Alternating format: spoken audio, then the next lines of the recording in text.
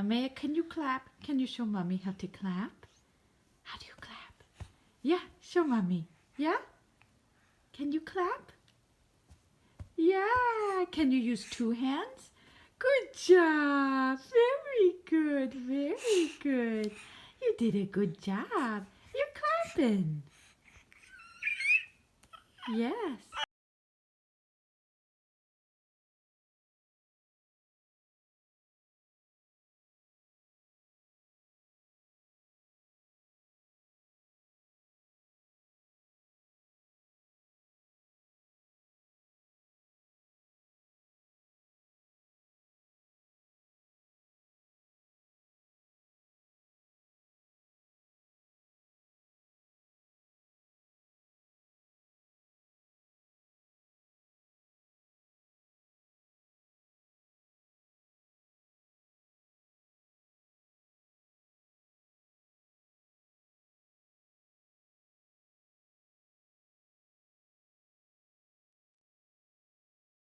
Good morning, good afternoon, good evening, wherever you are listening to this podcast globally. Namaste from Bharat. I'm Dr. Meena Chintapalli, retired as a developmental behavioral, also a general pediatrician, ran many clinics, San Antonio Drusi Pediatrics clinics, and was involved with the neurocognitive development and the impact of stress on the brain in the global development deficiencies that have been reported since 1979, when I had my first encounter of psychosocial dwarfism or emotional deprivation. Dwarfism, very well described by Dr. Moni. Now I'm doing this series because this is the only opportunity for me to reach out as many audience as possible, because one needs to know you can stop adult health disorders like headaches, body aches, hypertension, diabetes, obesity, pains, chronic fatigue syndrome, and all those. That seems to have roots at 0 to 3 years. And as clinicians, we get a lot of challenging behaviors, autism spectrum disorders, ADHD. It's so difficult to completely fix them, although it is a strain on the family, economic loss, and its energy consumption that could be constructively used for creating a whole child. The investment we are doing for payment to help a substance use disorder, opioid crisis, fentanyl crisis, alcoholism, or ADHD or ODT, it costs a lot of money, but the results are incomplete. Heckman's return on investment curve, if it is followed, if anybody invests their energy and money on protecting the ovum and the sperm from all 8th graders to high schoolers, knowing about how the brain connects and what is the lifestyle management and how and why they should not really consume substances that can affect the sperm and the ovum, can cause at-risk factor manifestation later on when they plan to have children. Also learn about pregnancy care and the role of spirituality in protecting the zygote to morula, to embryo, to fetus, while the woman is carrying the fetus, and her emotional health, very much tied into ever-increasing mental disorders, neurodiversity, particularly autism spectrum disorder that has increased. It is not intellectual disability per se, but once autism spectrum disorder is diagnosed, the therapies take a long time to get to. And by that time, the widely open windows of opportunity to reroute, that is why the neuroplasticity, reroute the pathways to proper, robust pathways of multisensory integration, they're lost. And so we are shelling down money where changes cannot happen. We need to shell down money where changes can happen, and returns on your investment are very high, preventing physical, mental, emotional, behavioral learning disorders. That includes the video gaming and consequential 14 neuropsychiatric conditions that can lead to suicide, schizophrenia, seizures, bipolar depression, anxiety neurosis, motivation, and truancy, dropping out of school and college. This has happened to very intelligent children in my practice when video gaming was not trained or was not educated upon or prevented, and diverting the energies in yoga, meditation, mindful practices, and sports particularly, and learning music, and that will give the same thing as Sanskrit effect. Anyway, the first of the series I have completed was why 0 to 3 is important, where we stand in terms of physical illnesses, congenital heart diseases, chronic kidney disorders, non-alcoholic fatty liver disorder, cancer, and immune dysregulation disorders versus mental health crisis, which is at 1.1 billion. 1 out of 7 individuals have a mental health crisis problem. 2 to 4% of the children have spectrum disorders or neurodiversity. So I have implemented my own theories and went along with the neurocognitive development since 79, where researchers like Craig T. Ramey, Andrew Newberg, Dr. Bruce Duncan Perry, Harry T. Chugani, Dr. Jeffrey Schwartz, Tyker, Herbert Benson, Vegetarian Project studies, and ongoing about the impact of trauma when all the diagnoses were offered after 1985 as a specific autism spectrum disorder, ADHD and ODD. Although they existed before, they were all under minimal brain dysfunction and PDD. And by that time, I was already looking for causes. What happened, at early infancy, because that was my experience with the psychosocial dwarfism. I'm ever grateful to father of developmental pediatrics, Dr. Barry Brazelton, and his touch points and the scales that he has given. I've incorporated the studies about trauma as well as these, even as early as 1979, started getting excellent results, and I kept on adding every literature I could find into my clinical practice. And finally, I started developing from collecting various resources, the Florida Touch Therapy Institute, the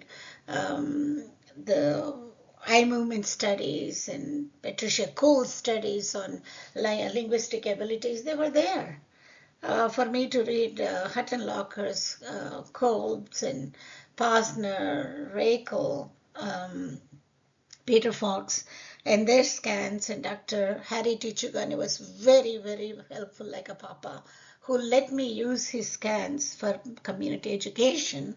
Whereas those are the ones that got me the awards from AMA, Easter Sales, and so on. That is in a nutshell why I'm so stuck up, or probably you could call me that I'm on spectrum when it comes to 0 to 3, because this is an education that needs to reach every adult who is raising a child or who will be raising a child or a youth, to know what happened in their subconscious mind 0 to 5 years that leads to current weaknesses or strengths. We can offer strengths to every child, and the theory of mind with the implicit capabilities of every newborn that at the subconscious level need to be fostered. Their strengths need to be fostered and extract their powers that they can give back to the community. Having said so, going on with the neuroplasticity, why 0 to 3? What is nurture?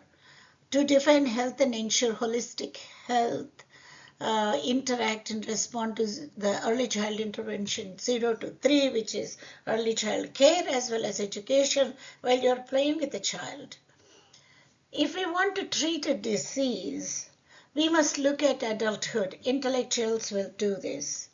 If we want to prevent a disease, ensuring lifelong health structurally and functionally in the brain and the rest of the systems, we should look and intercept at 0 to 3.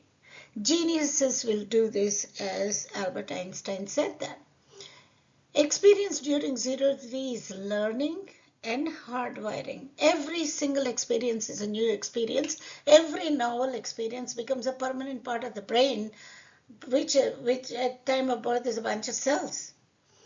And that fluid becomes a solid matter by the time they're 12 months old to 24 months old. So 80% of the adult brain is there. Learning means networks where there was none gets wired through experience. Parents are the architects of the structure and function of the brain, helped by professionals guiding them how to raise children and what strategies to use. In summary, neurobiology means experiences plus positive environment, early relational health that is positive. That means lifelong holistic health, physical, intellectual, psychosocial, emotional, and spiritual wealth. Prevention is the future, and neuroplasticity is nothing other than experience, environment, nutrition, nurture, causing a structure of the brain through the 5 senses. We need to identify red flags in all domains of neurodevelopment, starting from 2 weeks, as well as pregnancy, emotional stress the mother is taking. So I could document why it is so important. As the 3 core competencies of social emotional learning, linguistic abilities, and cognitive development with STEM skills is concerned, these are imparted not as a curriculum, but through playing through all day when there is a routine activity, play activity, bathing activity, sleep activity, feeding activity. And it is the parent, the primary caregiver, who can make a difference, because the social emotional learning underlies all the other, and they are so intertwined together. If one domain is affected, one subdomain is adversely affected, it affects all. So what is this neuroplasticity? It is shifting from fixed brain structure that we thought it is to dynamic brain growth. A paradigm shift. Brain is not a fixed model. Old fixed model was managing the symptoms. So if we are seeing the symptoms right now as physicians, as the parents, we are looking at a structure that was set in there before the infant even learned to walk or talk, before 2 years. If you look at it, the soft spot gets closed by 21 months. A lot of people do not pay attention that the windows of opportunities rapidly close after 12 months. So we are looking at the symptoms which represent neuroarchitectures and the function of the brain as a result of the experiences that they have undergone. The new model is adaptive brain structure driven by experience. Neuroplasticity is structural and functional adaptation. Medicine is moving from treating static conditions towards guiding dynamic neural systems. Neuroplasticity is synaptic proliferation, network reorganization based upon a forced experience, entertained experience in a state of relaxation. Adaptive structural change happens because of the environment, rich experiences, and positive relationships. Myelination occurs if there is experience with interpersonal interaction, and there is sensory motor movement, and then there is hands-on experience for the infant. Therefore, experience is learning. A state becomes a trait, which is a permanent part of the brain structure. Every experience is a trait from neuroplasticity, whether it is a colic, the way it is handled, temper tantrums, the way they are handled. It's okay to have emotions, but how you to handle the emotions. Autism spectrum disorder and heterogeneous factors that can cause autism spectrum, whether it is the three social adaptive features or the repetitive features. ADHD, ODD, anxiety, depression, abdominal pains, not otherwise specified in neurosis and copresis, tension fatigue syndrome, chronic fatigue syndrome, myalgia, inertia, chronic pain, all these come under neurodiversity actually. Neuroplasticity is reorganization of brain structure and function from relationships and experience. Everything is a new experience. Everything becomes a permanent part of the brain. And there are windows of opportunity that are widely open, 0 to 3 from experience expectant, where a certain expectant thing has to happen before the child reaches a certain age. In that, we talked in the previous session about 0 to 12 months. We need to set right the lazy eye. Otherwise, the vision will be lost. There will be a legal blindness. If the infant is not hearing since birth, and if the infant is not hearing well after a bout of ear infection and the fluid is accumulating with the recurrent ear infections, that is also a causative factor for relatively hearing loss and auditory processing systems disturbance, because they lose 9 million connections every second, or 600,000 times 10,000 per minute of neuronal apoptosis. So experience dependent is all through the life, but what happens as a rich connectivity, robust connectivity, and a change of behavior, a state to a trait within 7 days, 0 to 3, or to up to a certain 90%, 100% up to 5 years. It takes about 6 months to 2 years. It never gets done, and it is incomplete, and there are thin fibers. So there in the neuroplasticity, there is structural neuroplasticity, functional neuroplasticity. There is a long-term potentiation plasticity, long-term depression plasticity. It depends upon the adaptation. Here is a review of the same. If there is a sensory signal, if there is a perception of a recognition of a stimulus, acceptance and inference, a safety and security, the pathways form, axons grow, and it put in from a short working term memory into a long-term memory. Then what are the barriers? If there is no experience, because there is a voluntary shutdown by the infant, if there is no sensory nurture, there is no connectivity.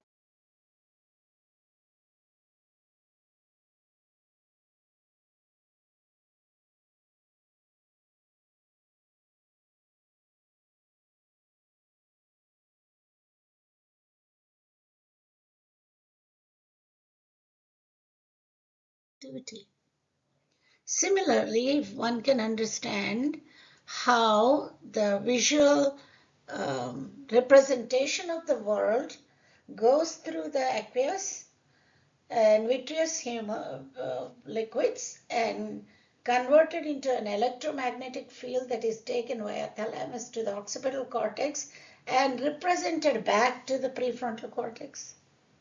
So if the child shuts down the eyes because something is not pleasant to them, they don't care for the caregiver, or they're turned off because something is violent, or something is not very pleasant to the eyes.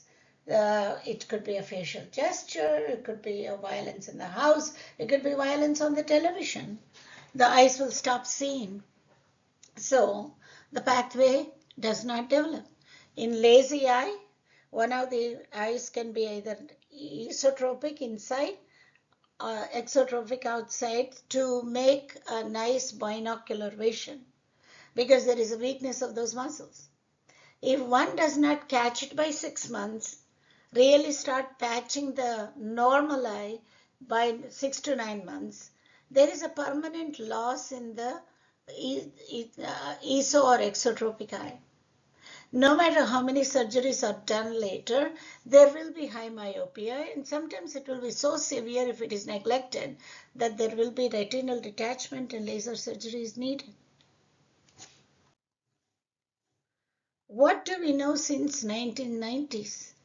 Again, these are the individual units. A few of those individual units that connect through sight, sound, taste, touch, and smell may have 10,000 dendrites at this area, and they connect with each other when there is sensory stimulus coming in.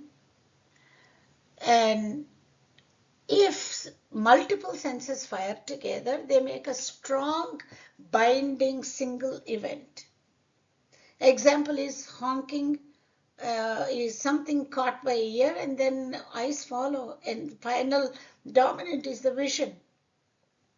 If there is timing and the auditory spacing, it becomes like a metronome.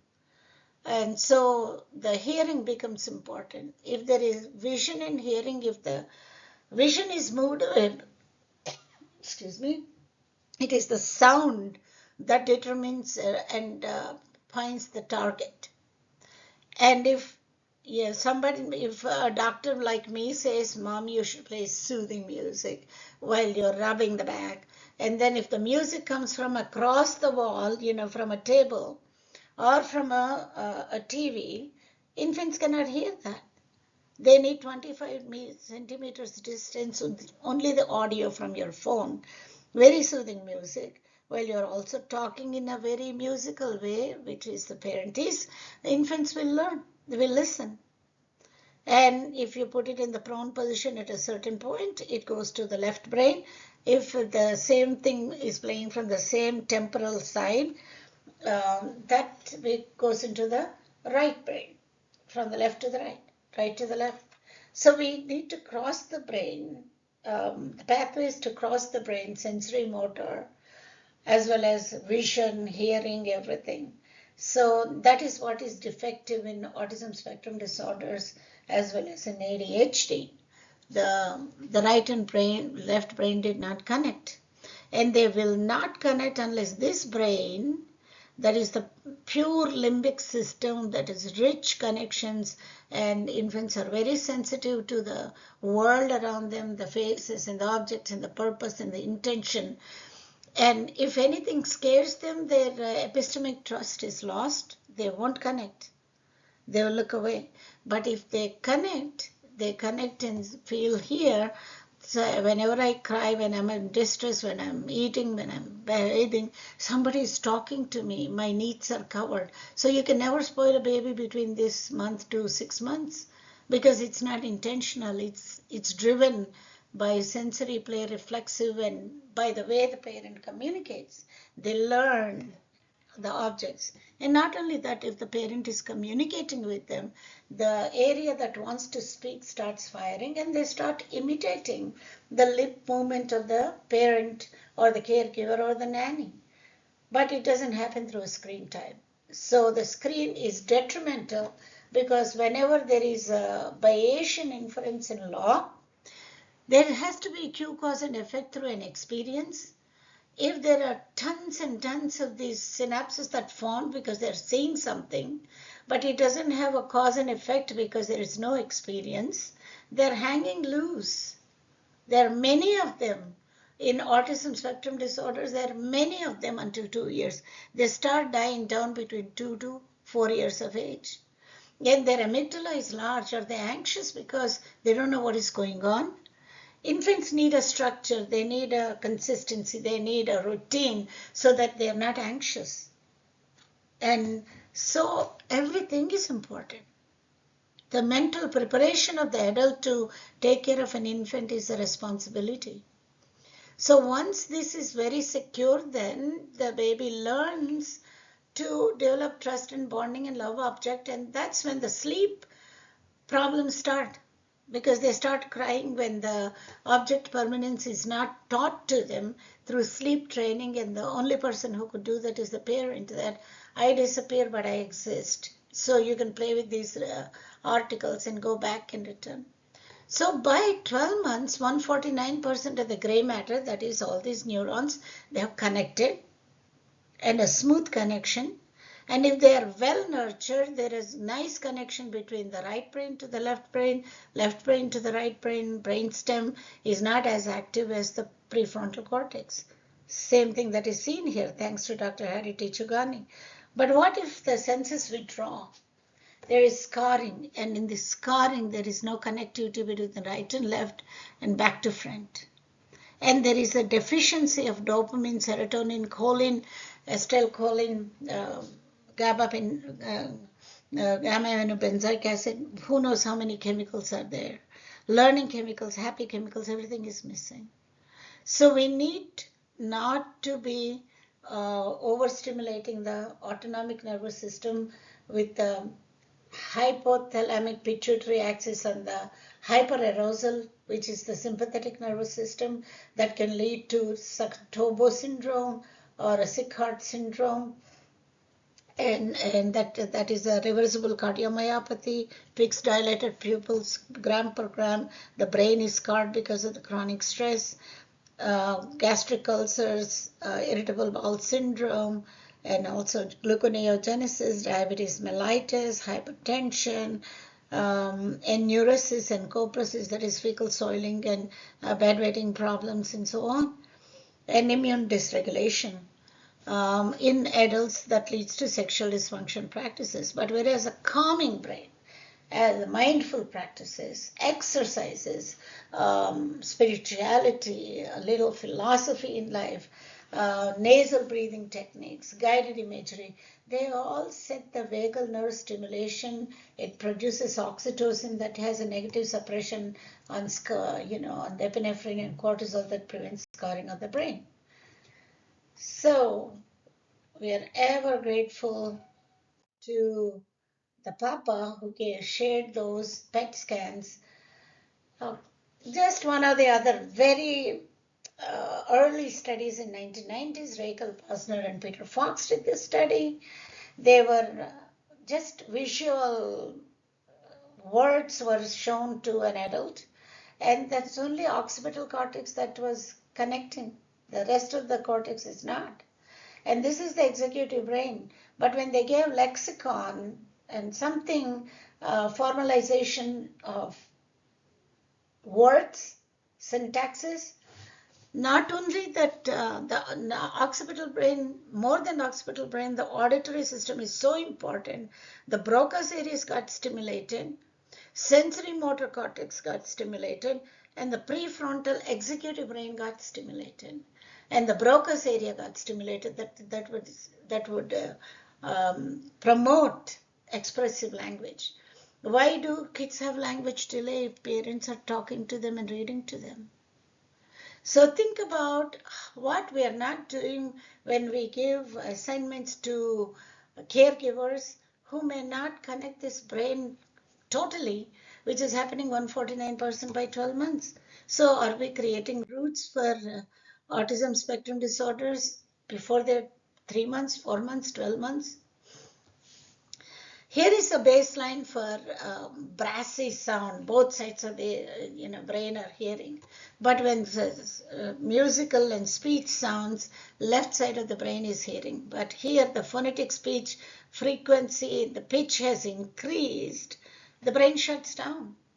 Imagine what happens in a family when people are fighting, or there is a loud death metal noise because daddy likes that music, mommy may not like it, or there is a teen brother who is playing really drums and everything. That is so detrimental to the ears that children shut down, and we may not think about these things. The hip hop music that is coming even globally anywhere. People are taking to that because, there is a rhythm and rhyme and yes, kids dance with us, infants dance with us. We are their dance partners, but who is going to teach them the proper dancing so that steps are not awkward? I think it's the adult.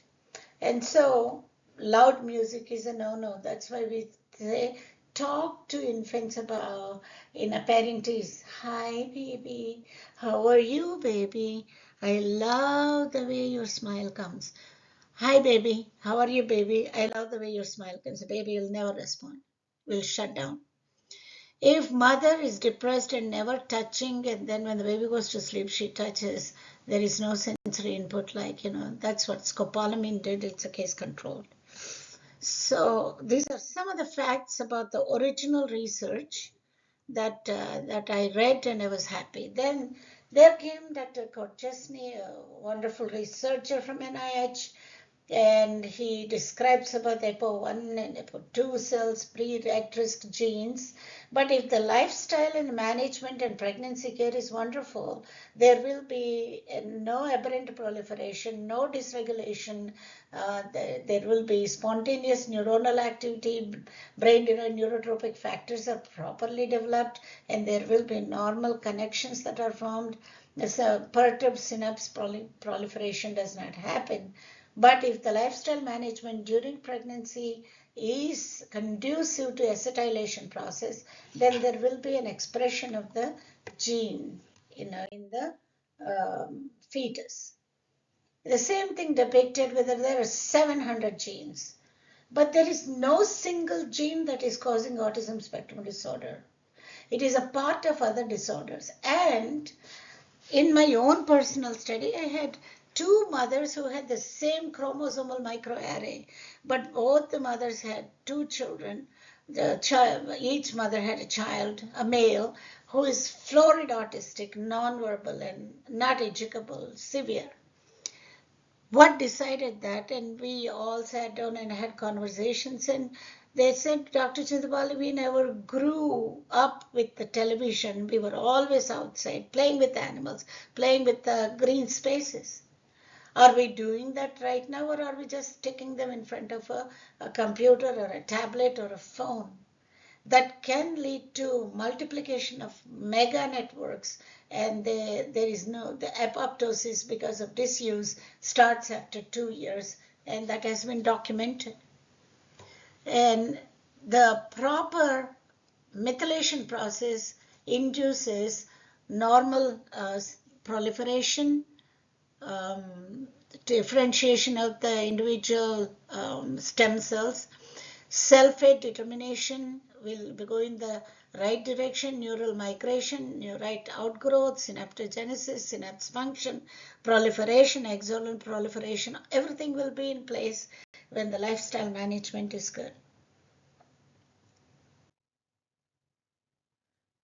And we are in the post-genomic era.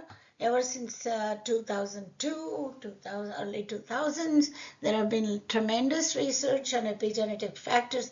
Most of them are from the hypothalamic pituitary adrenal hyperactive or hyperarousal systems or stress systems.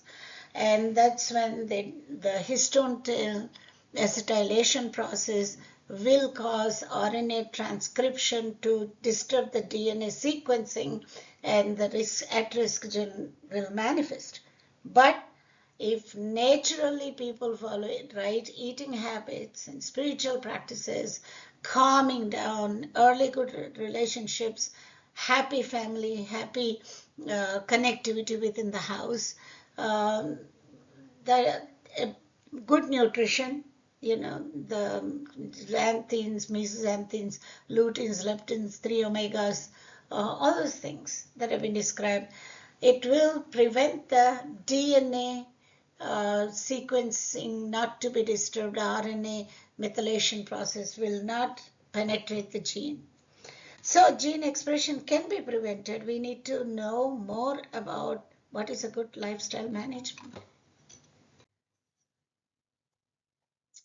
We have enormous, tremendous information now on the fetal brain. And this fetal brain study, the process that will ultimately give rise to the connectome, begins about 25 days after conception. That means the ovum and sperm should be protected in a proper way. So what should be the habits of an 8th grader to 12th grader?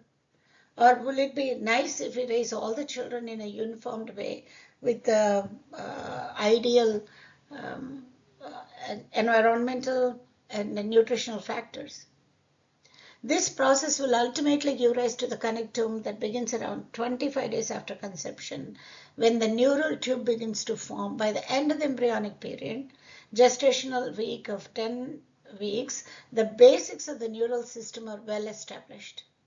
Whether it is vitamin deficiency, whether emotional trauma to the wife, or intimate partner violence, domestic violence, alcoholism, either in the mother or father substance use disorder, anything can disturb this neural tube. All the structures continue to develop throughout the fetal period and early childhood. By 6 years of age, the brain has reached 100% of its adult volume. By 2 years, it has already reached 80% of adult volume. And the complete maturity of the prefrontal cortex is done by 16 years of life. So it is worth reading Konkel's study about the environmental adverse factors that shrinks the right hippocampus of any woman who has undergone emotional stress, and that is the roots for neurodiversity. And we can also study the brain from as early as 20 weeks. And if one is noticing, by 25 weeks, the prefrontal cortex is connecting more so after 30 weeks. And this is through mother's emotions, mother's listening extrauterine environment, whether soothing music or harsh music, spiritual stories, or these violent movies that the mother is watching. Everything has an impact on the brain structure. You could never know what a fetus was up to, whether it was performing a task or at rest. So these scans were done that could be studied in utero. There's a wonderful study by Stephanie Ames, and reference is given there. She has compared the autism spectrum disorder, a psychiatrist from Toronto, and autism spectrum disorder with the normal controls and OCD that comes later in life. There is no connectivity between the right brain and the left brain. Everything on its own. There are distribution of some pathways. There is some activity, but it is not coherent activity, not as smooth from as seen in the normal controls. OCD comes later, but still there is some activity. Same thing is happening with ADHD through splenium, through genu, and through splenium of corpus callosum. The brain, right and the left brain, did not connect at all. So there is no intercerebral connectivity in both the conditions. There is no intracerebral connectivity in both the brains. So if one has to understand ADHD or autism spectrum disorder, if the connectivity is missing, and if we know so much about neuroplasticity, think for a moment that the disorders had its origin in pregnancy through first 1,000 days. Then somebody forgot to connect the brain.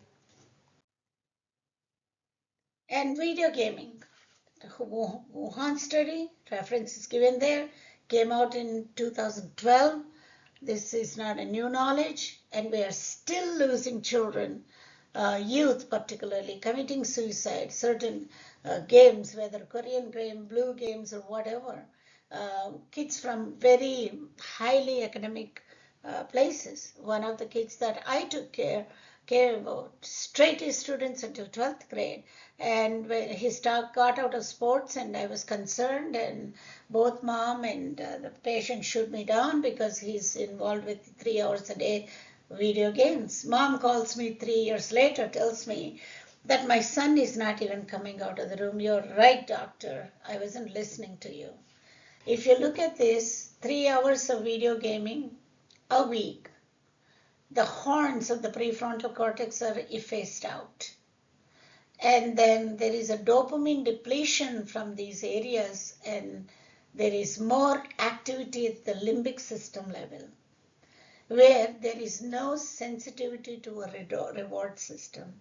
Goes back to negativity. If you look at this robust brain, very well differentiated, it became a prune. by the time the child was on the gaming for 3 hours a week for 4 months. Please pay attention to this. We are trying to spend lots and lots of money here when neural connections and effort required to make neural connections has poor results because plasticity hindered. We are spending too much money here where a lot of effort is required to enhance neural connections, whereas everything is happening in this birth through first 1,000 days. Same thing here, neuroregulation, neuronal proliferation, differentiation.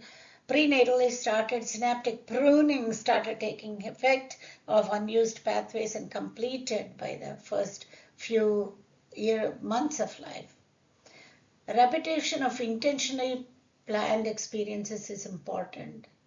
Multisensory stimulation is important. That follows the principles of Bayesian laws. Good sleep, good movement, good nutrition, good connectivity with the parents is important. If father is also involved in taking care of the infant from the get-go, from conception to after birth, in the first 3 years, the IQ points are higher. Similarly, the plasticity and lifestyle challenges, anything that you bring about in adult has incomplete results. It can be complete and very well done in the first 3 years of life. Whenever a child comes to a pediatrician's office,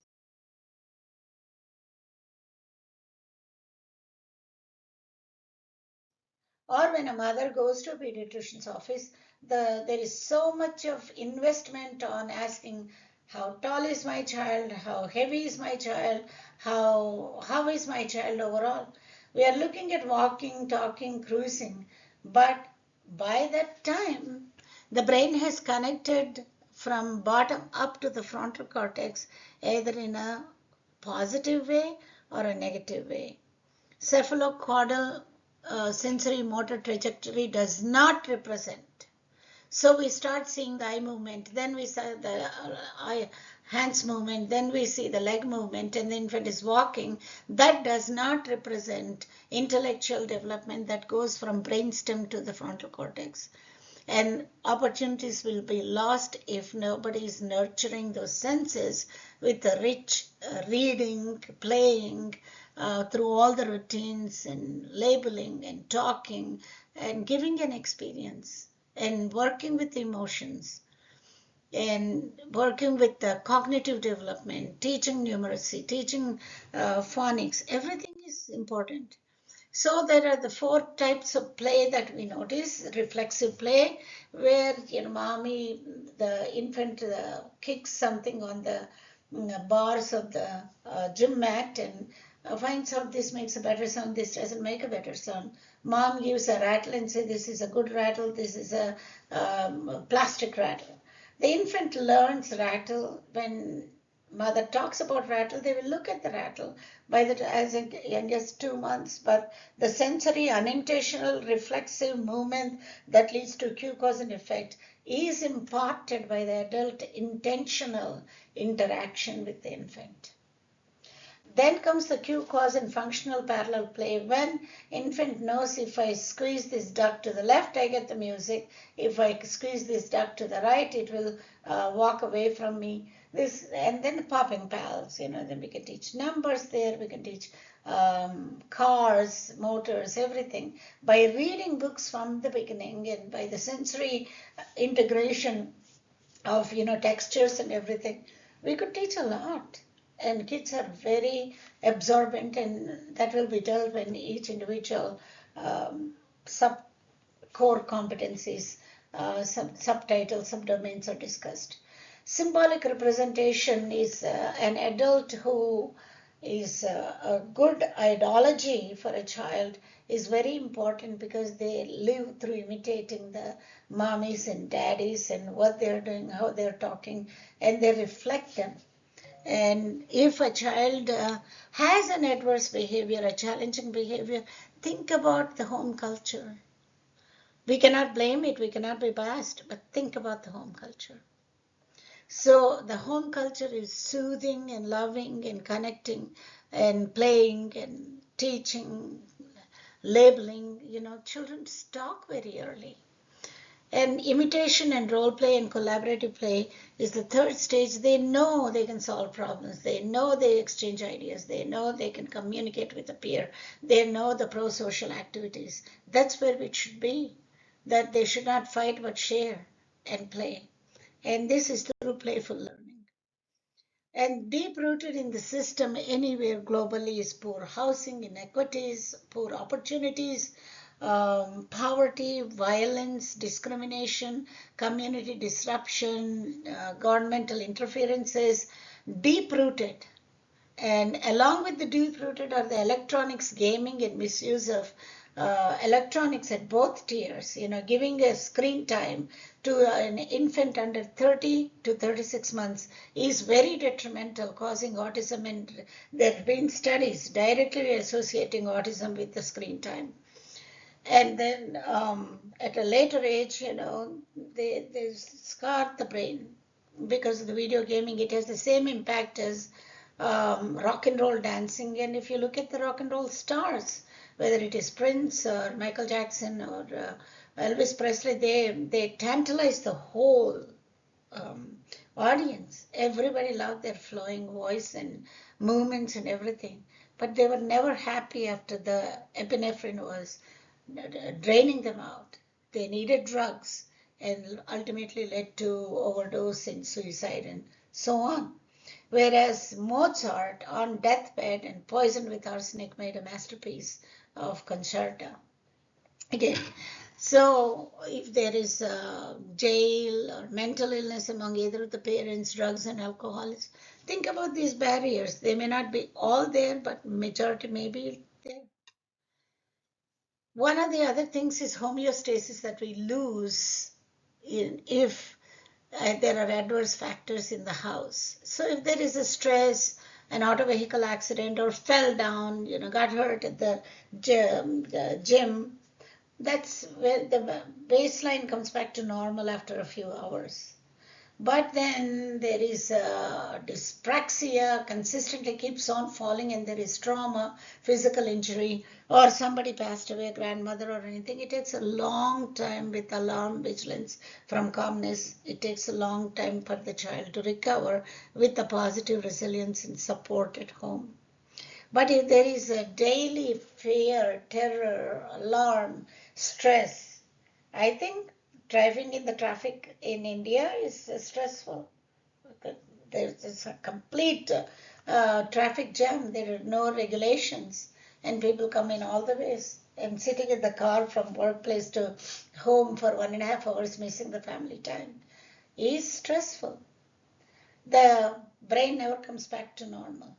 Or watching domestic violence, or watching violence when adults are watching movie at home, television, everything is violence and gun violence or, bloodshed, swords and blood bleeding. That is not good for the infants. And that leaves them, epistemic trust would be lost and confused. So whether you want to create this brain or this brain is in the hands of the parents, and neuroplasticity is very important. It is clinical opportunity, a great opportunity for pediatricians to come up in life when they are advising the families about the neuroplasticity and guide them at each child visit at 2 months, 4 months, 6 to 24 to 30 months or 36 months. Extra 5 to 6 minutes on advising over social emotional development and looking for the red flags and observation tools that are given in my manual are very important. So who could be trained? Every adult who has an engagement with a child. Parents to be, youth need to know, 8th graders to 12th graders, lactation consultants, community outreach workers, primary healthcare center physicians who can train more Anganwadis and ASHA workers, nurse assistants, every school teacher, And professionals at a level 5 to 6, they need to know all the nuances of neuroplasticity and what happens if they incorporate that teaching in their uh, counseling with every healthcare visit. Surveillance of neurodevelopment, observation, guidance is very, very important. Every well child care visit is for counseling on multisensory integration. Is your child cooing? Is your child not rolling over? What are all the things you're doing? How many times you're doing? Are you putting tummy times on? Or are you doing the buttocks of a rolling movement? Are you doing the bicycling exercises? Are you playing music, changing the music every third time? This is specific curriculum. So Heckman's curve of return on your investment is high when this is incorporated. So the forebrain is shaped by experience in early childhood and is responsible for higher order thinking, planning, problem solving, inhibitory control, emotional regulation, and sensory processing and language development, expressive language. We play key role, adults play a key role in providing children a developmentally appropriate stimulation, developmentally appropriate toys, and responsive caregiving to foster healthy brain growth in early childhood when it is most plastic. Symptoms often reflect adaptive neural states to traits. Early intervention before labeling a fluid brain without attempting to wire properly. Particularly, I hear this all the time. Extreme low birth weight infants. Okay, they're going to be vegetables because they're IVH, intraventricular hemorrhage. They had a retinopathy of prematurity. They have BPD. They had infections, blah, blah, blah. And they were only 26 weekers at birth and they were only 1 pounders. Neuroplasticity is plasticity, plastic, resilient, malleable. If there are 100 billion cells out of which 30 to 50 got compromised, brain knows how to go around the 6 centers. In my practice, I had 40 children who are going to college today and who were 1 pound at birth. The burden of creating a better, healthy world is on the pediatrician's shoulders and skills and dedication. The 5 Ds that Sai Baba always gave me was duty with love, discipline to accomplish the goal, dedication to succeed in whatever my goals are, determination to make a difference and no child left behind, devotion of pediatric investment, return on your investment with the 5 Ds. Educate parents on supporting social emotional learning, linguistic abilities, and cognitive skills for strategies, intentional demonstration, helping the child.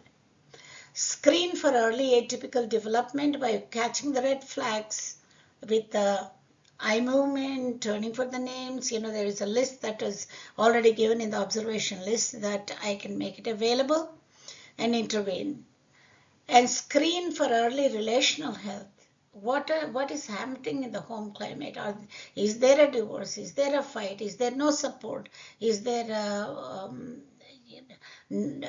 depression, postpartum depression, 70%? We need to look for that. We need to give PHQ-9 to every parent at 2-week checkup. Counsel and promote responsive caregiving initially and use the Bayesian principles of multisensory integration so the child connects the right and left brains for sight, sound, taste, touch, and smell, for which we need a knowledge base, and the knowledge base should be high-end professionals, psychologists, as well as every pediatrician, every physician, actually, even if they have internal medicine. So they will look at headaches as what happened, what is the trauma, self-audit about the skills, and take continuing medical education program. Echo is free and can be taken from any place. It's online. Make the time to learn about these. Anyone caring for a child and for CME, sign up. And practical environment, life application of these strategies is important. Playing with the children is important. Recruit NGOs to extend this education to the rural areas as well as community outreach, and take some leadership as a pediatrician or a professional. Governance is important, and policies and advocacies is important. Accountability to prevent the boundary violation is important. At each facility, having a protocol is important. What they're going to talk. Develop a modules and hand over the skills that the child should get by the time they come back in all the major domains. Collect the data, register the data, keep them safe in the computers, in the electronic health records, and keep doing the child assessments and fill up the observation tools. There are so many screening devices are available besides the very lengthy observation tool that Science Institute of Educare created. So enhance the child learning and development standards. I say this because majority of the times when the boys don't speak at 2 years, when someone like me shows a concern, he said, oh, he's a boy, he's going to learn. That is not acceptable. Between 2 to 3 years, language explodes from 18th month. I would expect the 200 words and a good syntax or a pragmatics even by 2 years. Counting up to 220, ideally up to 200 is important. And by 3 years, there should be 1,000 word vocabulary. And it has been proved by MIT that Hartley and Risley's study of 30 million word gap among the poor people has been challenged. And they proved that if poor people can be educated to interact with the children and read books, the word gap doesn't exist. I want to quote, we cannot diagnose our way out of developmental crisis. We must build brains correctly from the beginning. What good does it do to create a child who's playing video games, whereas that child could have reined himself because he was taught self-regulation before they were 2 or 3. I invite all of us to think and consider, are we intervening at a stage when change is lifetime, easier and predictable?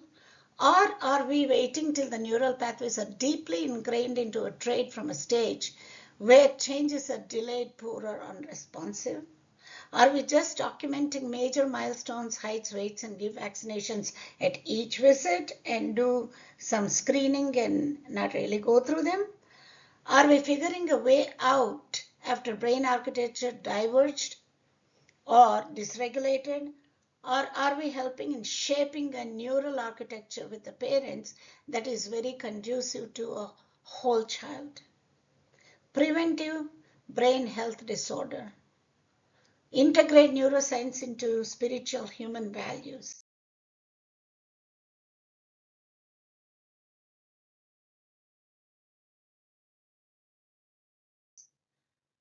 So here is a video, please enjoy. 2 little monkeys. How children swinging on a imitate. tree. Tease Mr. Alligator. Can't catch me.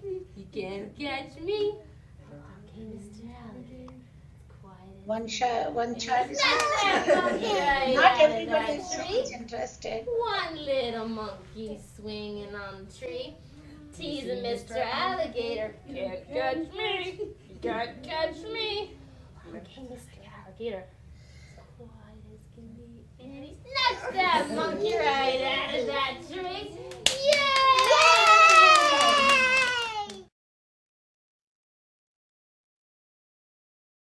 We cannot stand alone like these palm trees on the sand.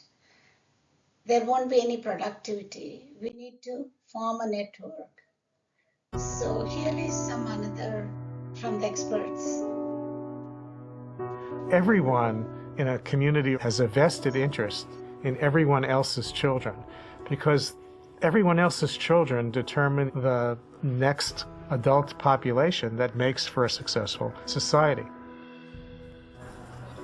Built into our biology is the need to have responsive interactions with adults. Neglect for children is when they don't get what the brain is expecting to get, what the child is expecting to get, what we are biologically prepared and waiting for, which is input from those around us. It's this back and forth serve and return interaction that literally shapes the architecture of the brain.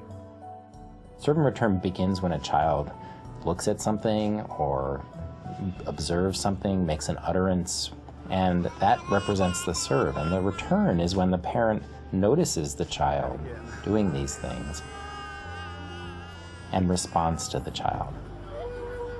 Under conditions where serve and return is broken, you literally are pulling away what is the essential ingredient of the development of human brain architecture.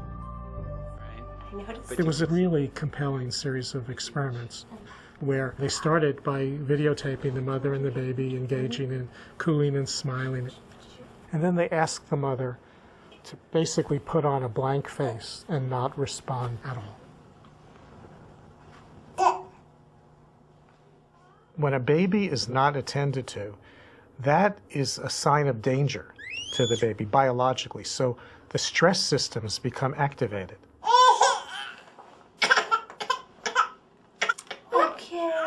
In a brain that is constantly bathed in stress hormones, not that's up and down, that comes with normal development, certain key synapses, the connections between nerves, fail to form, and critical regions of the brain.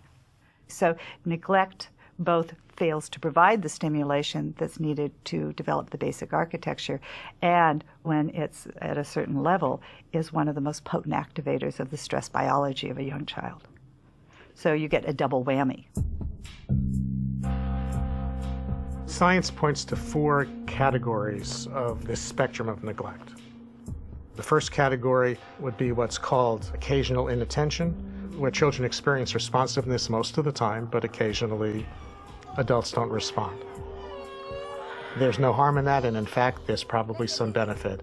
A child can learn to self-soothe and explore the environment, and all of those opportunities build brain architecture. The second category, scientists would call chronic understimulation, is where on a regular basis, children have less interaction with the adults around them than is needed for healthy development. Those children typically, when provided with enriched learning opportunities and more typical levels of serve and return, will show catch-up.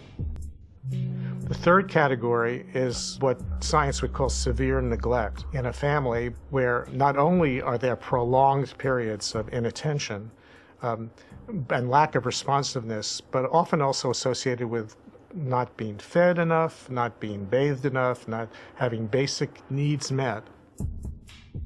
Neglect is a huge problem in the U.S. Children are much more likely to be neglected than they are to experience any other kind of maltreatment. We see the child really being at risk for much more substantial kinds of deficits down the road that don't necessarily get easily fixed or ameliorated. This is where we really need to think about more complicated and often more intensive strategies to help undo those effects.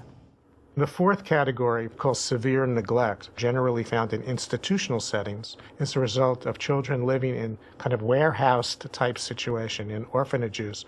And it doesn't have to even be as extreme as orphanages. It can be experiences that are regretfully occurring in many, many parts of our country. Often institutional care in this country is under the euphemistic name of transitional care or temporary care or assessment facilities. If you think about what institutional or residential care would look like for an infant, where there's somebody new coming onto the shift every 8 hours, it really alters the development of the child's brain architecture and other aspects of the child's development.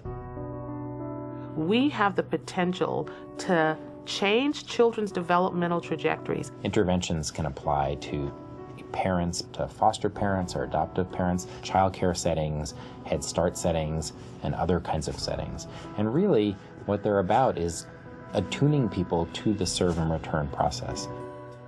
Neglecting young children is neglecting the foundations of a healthy next generation. The community pays a huge price later in terms of the problems of the next generation, whether it be educational achievement, economic productivity, good citizenship, the ability to parent the next generation. All of the things that have to do with a healthy prosperous society.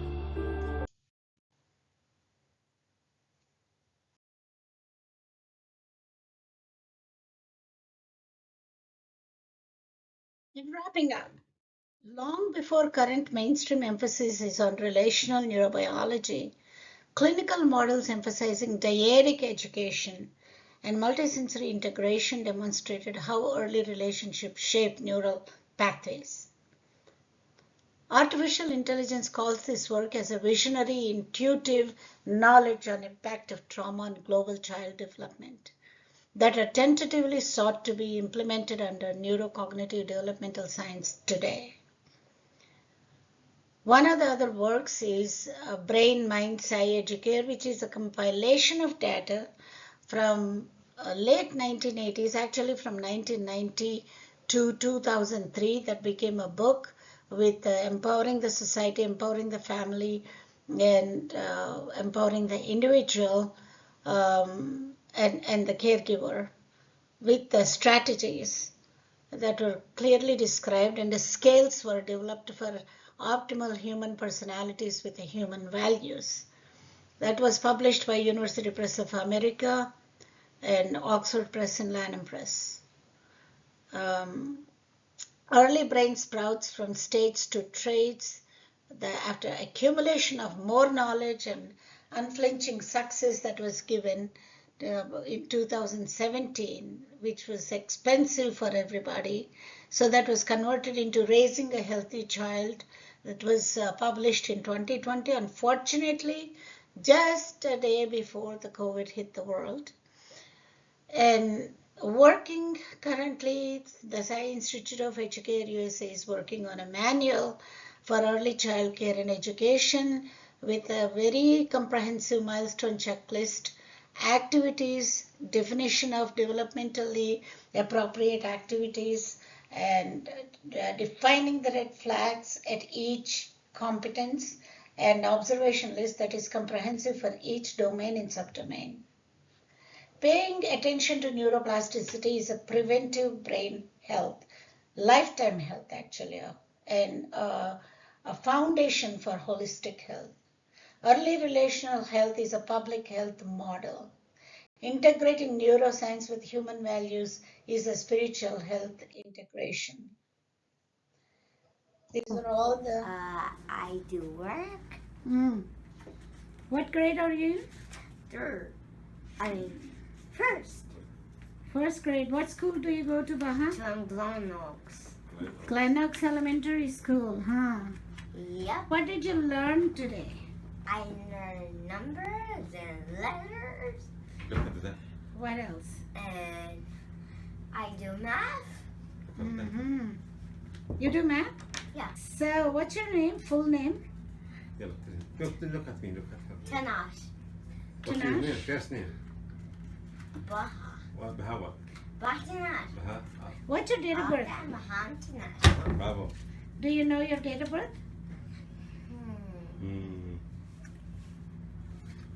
Huh? Katab. He speaks 2 languages now. Not only he was non-verbal, florid, autistic child with the Williams syndrome. So, do you love what you do at school? Multisensory integration. Yeah. I play toys over Do you read a book now? Yeah. Are you able to read? Yep. What was he like before? He wasn't like even to handle the pencil. There was a diagnosis for him, right? Yes. Diagnosis? Because he was when was he talking? He wasn't even talking back. No, in the beginning he wasn't even talking at all. At what age was he not talking? At 3 years old. Okay. And walking also. Okay. Now he broke a lot of talking. You can't even start him talking. Okay. He's very friendly, very actively, and he's not scared from nobody to talk to. It was very shocking when I told you he had autism-like syndrome. It was shocking because we never expected to have these things. And I didn't see you for a while, after he was born, right? Yes. That was where I finally saw you at 3 years of age, and that's when. And within 6 months he started talking? You surprised us with the situation you told us about him. We were surprised. But when thanks to you, you prove a lot. And He was called autistic, yes, right? you the one find the problem, and you one direct us where to go, what to do, and you help us a lot. You think he's talking a lot more now? He Talking makes more eye than- contact, more right? than what he should.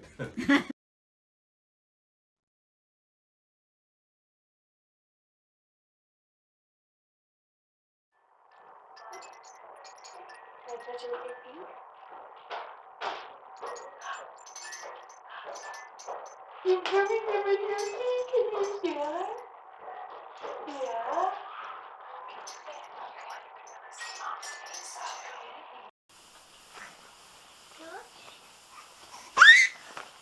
Uh-oh. Who's happy?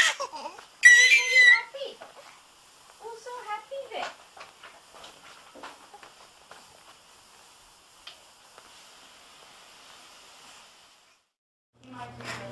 Appa. Appa. Appa.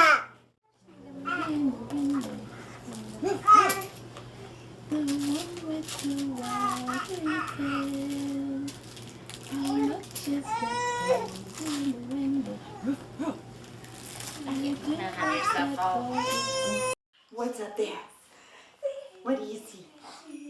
Over there?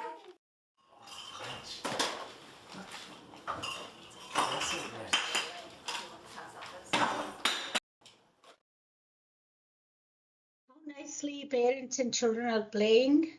That quality time is important, not quantity.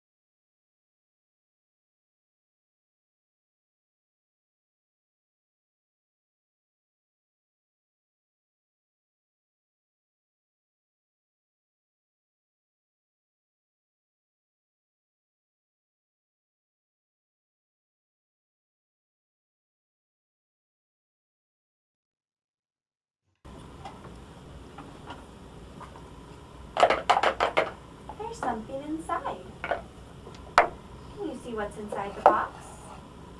Can take the lid off. Is there something in there? There's a green cone. I'm going to put it back inside of the box and put the lid back on the box and close it up. Can I see that? Thank you. Let's see what else we have.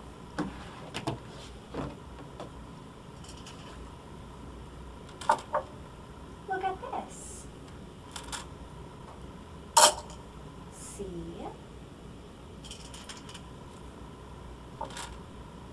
Look at this. There.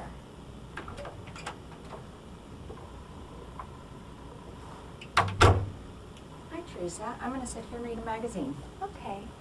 That's Kelly. Kelly's going to sit and read a magazine.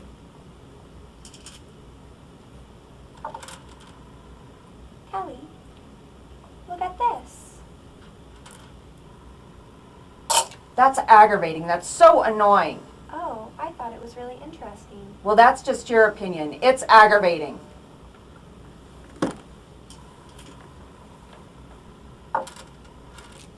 Here.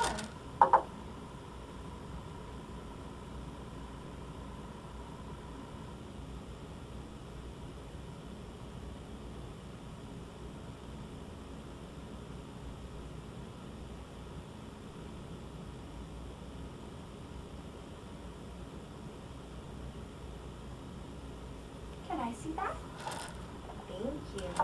I'm gonna go now, Teresa. Kelly's going. Bye-bye.